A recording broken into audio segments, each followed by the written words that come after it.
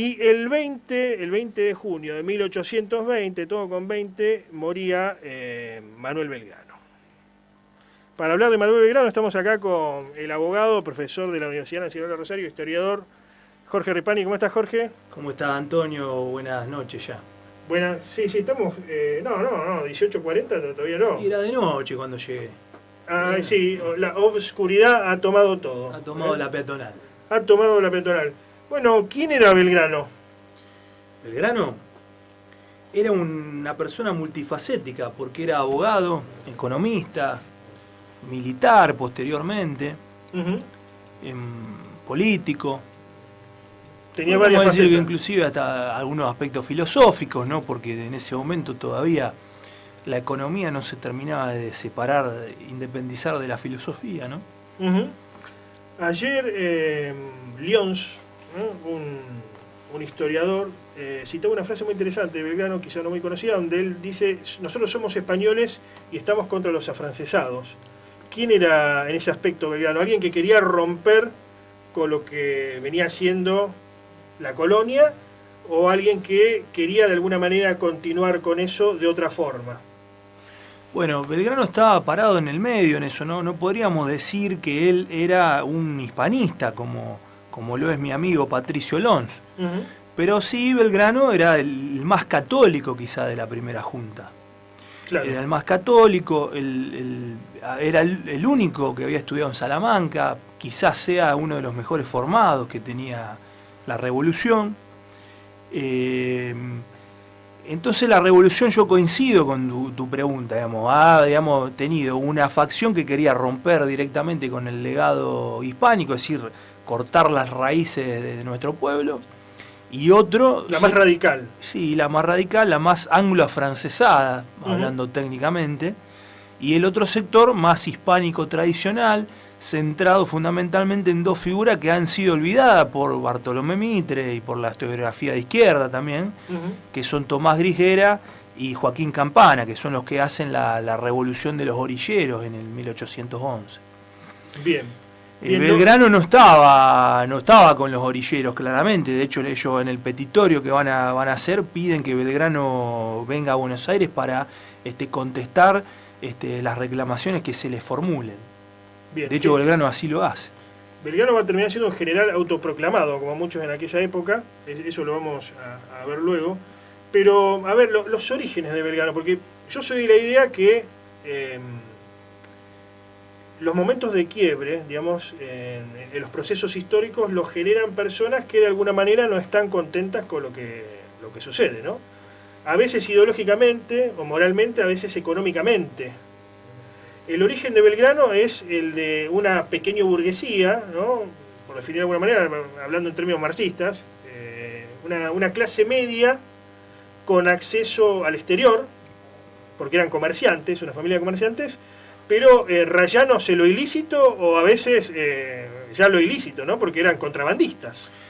Formaban parte del contrabando. De hecho, el padre de Belgrano o lo condenan o por lo menos le hacen la imputación. Le tuvo que soportar procesos criminales en su contra por el contrabando.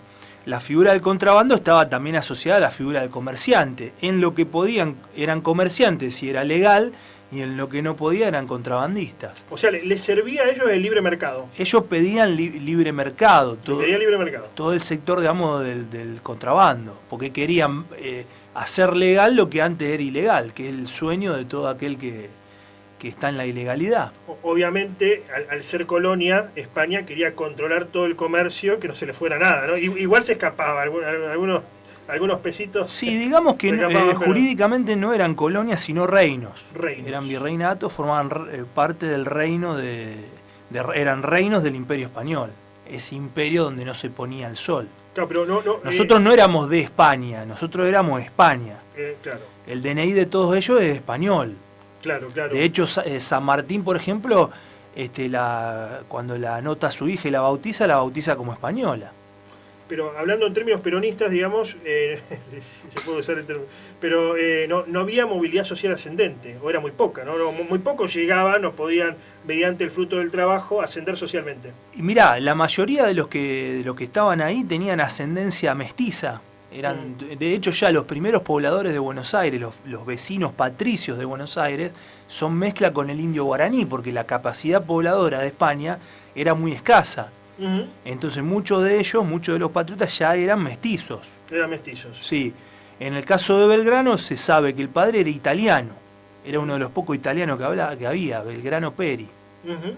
Y sí, eran contrabandistas, ¿no es cierto? Se ha dicho mucho sobre la figura de Belgrano en lo moral. Hoy quizás eso no sería un objeto de crítica, pero en su momento sobre, bueno, si era homosexual, sobre una hija que tuvo que no reconoció, ¿no? Porque en el testamento no la nombra, sobre esa famosa voz aflautada que tenía Belgrano. Bueno, un poco metámonos en la intimidad.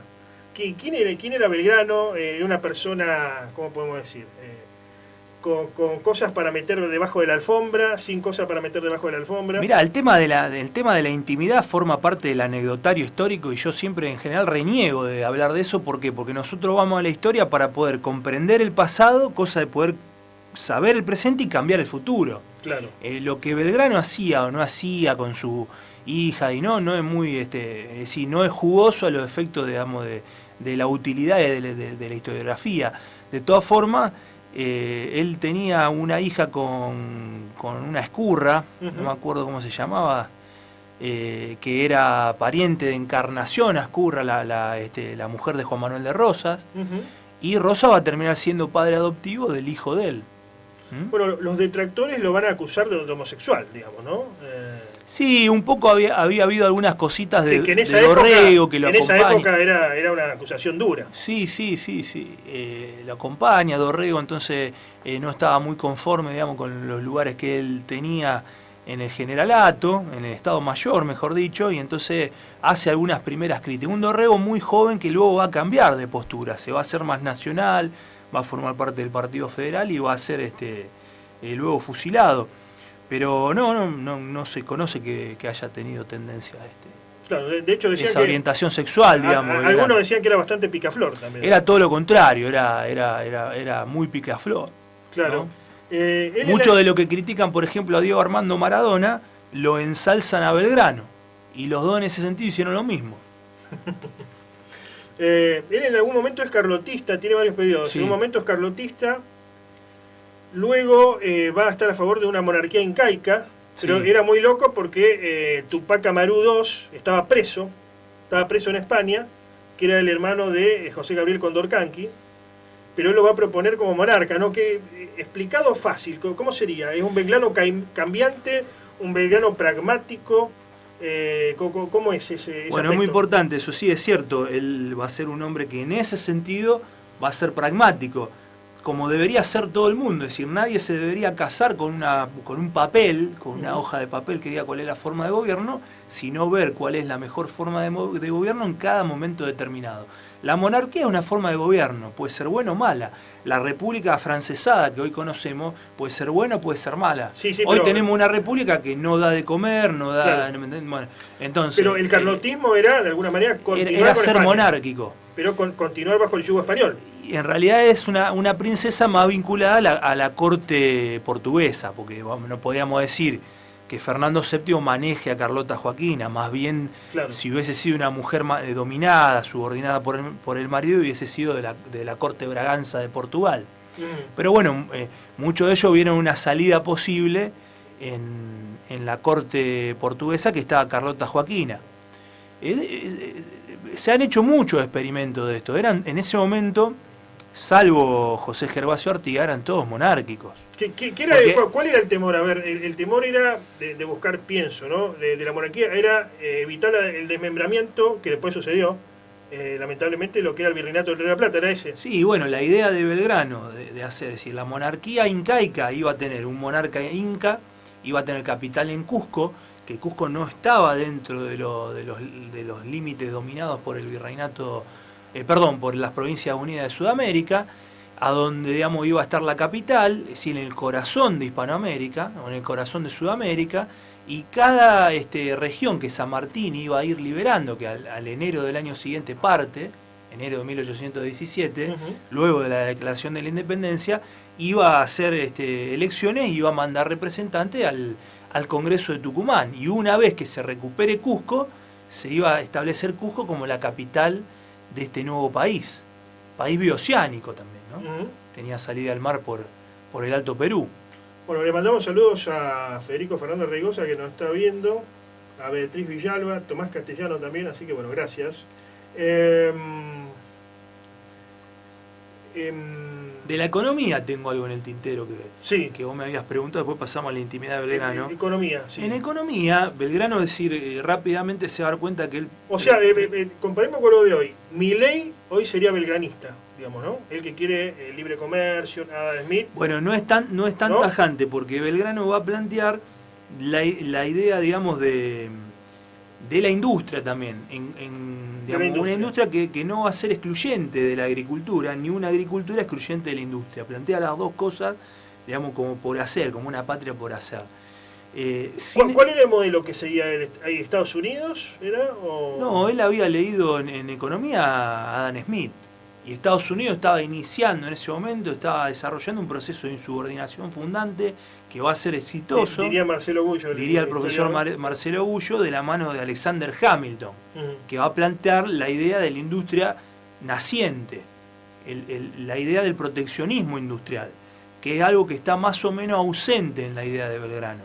Es decir, es un industrialismo más o menos abstracto, si bien él plantea que tiene que haber aranceles a las cosas que vengan del exterior, para que... Ahora, eso iba, eso no es medio contradictorio, está bien, lo estamos viendo con los diarios de muchos años después, ¿no?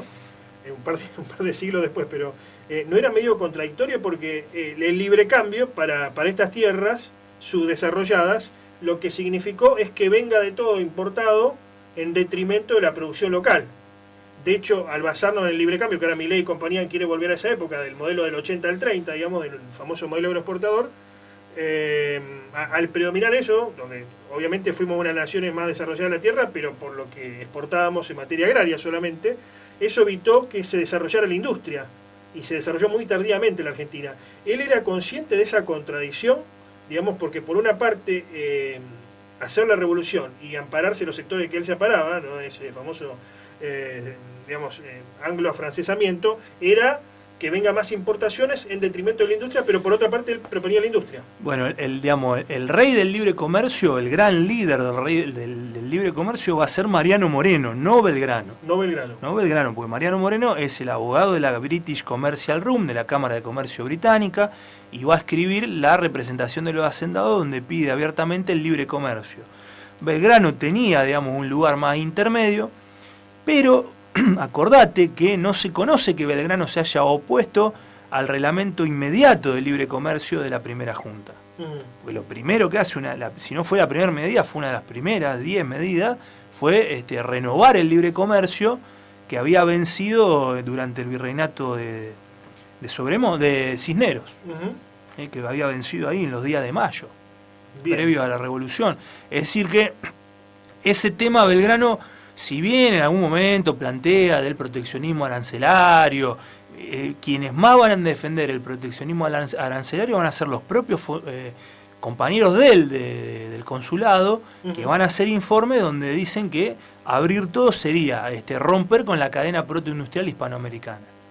Bien. Pero no se lo conoce a Belgrano como una figura que haya planteado un proteccionismo serio. De hecho, lo primero que hace la primera junta es eso, el reglamento de libre comercio. Hay tantas preguntas para hacer, pero bueno, él era un general, como muchos, autoproclamado, digamos, era parecido en ese aspecto a Bolívar, digamos, ¿no? Yo pensé que lo habían nombrado en algún momento, no estaba tan seguro. ¿Vos lo leíste fresco a esto? Yo pensé que en algún momento le habían dado el generalato. No, en el sentido... Inclusive hasta post-mortem pudo haber sido. No, digo, en el sentido, un militar autoproclamado, en este sentido. Alguien que no había seguido la carrera militar como San Martín. No.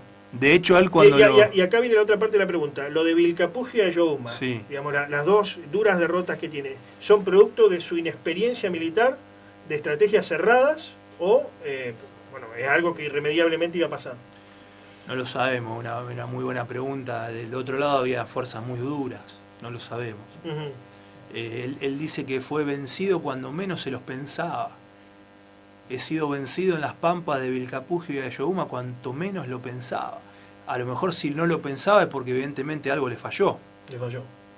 Pero no lo sé, porque ahí ya tendríamos que entrar en un terreno que no es el mío. Alfonsín, no sé por qué decía Alfonsín. San Martín, ¿no? Me pareció la imagen de un fallido de haber sido.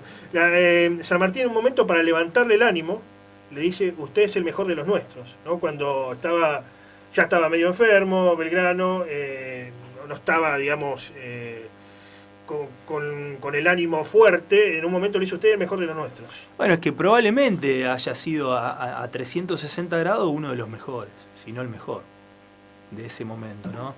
Y bueno, tan es así que antes de morir se da cuenta, ¿no? Y un poco muere arrepentido de todo lo que había ocurrido. Porque él muere... Tiene una muerte radical, digamos, ¿no? Esto lo digo con todo respeto, pero las muertes radicales siempre son en la pobreza, sin un peso. A lo mejor de aquella época. Claro, o es el modelo que venden los radicales de muerte, ¿no? De aquella época. Siempre Ilia tenía 3 trajes, 2 medias. Bueno, el Pío González. El Pío González, sí. Sin embargo, lo que él ve, digamos, él muere en el medio de la anarquía. Donde eso que habían pensado, digamos, de la idea de una continentalización de la revolución, no se había dado, y cada provincia, cada cabildo, mejor dicho, se había erigido en provincia, y cada provincia había asumido relaciones exteriores. O sea que cada provincia era un país en el momento que él muere. Entonces, bueno, muere un poco arrepentido, hay cartas de él donde él dice: ¿para qué hicimos todo esto? Realmente en ese sentido se dio cuenta de la... Lo del reloj es verdad, ¿no? Sí, él le paga a su médico Red Head, que mucho es indicado como un agente británico, ¿no? Porque, claro, porque era uno de los británicos que andaban dando vueltas y asistiendo a los revolucionarios contra España en todo el continente. ¿Muere él de mal de Chagas? Bueno, él tenía de todo: blenorragia, cirrosis hepática, paludismo, de mal de Chagas, no sé bien en ese momento, hidropesia, tenía de todo. Qué bárbaro, ¿no? Lo había contraído todo, ¿no es cierto?, en campaña, y también, digamos, esas enfermedades venéreas por digamos, su actividad con las mujeres. Claro, lo de Picaflor tenía su correlato. Se nos termina el tiempo, lamentablemente, pero el éxodo jujeño, ¿no? Ese episodio que es emocionante, verdaderamente. ¿Qué fue, en resumidas cuentas? Bueno, ¿Y por qué lo hace él? ¿Por qué lo hace?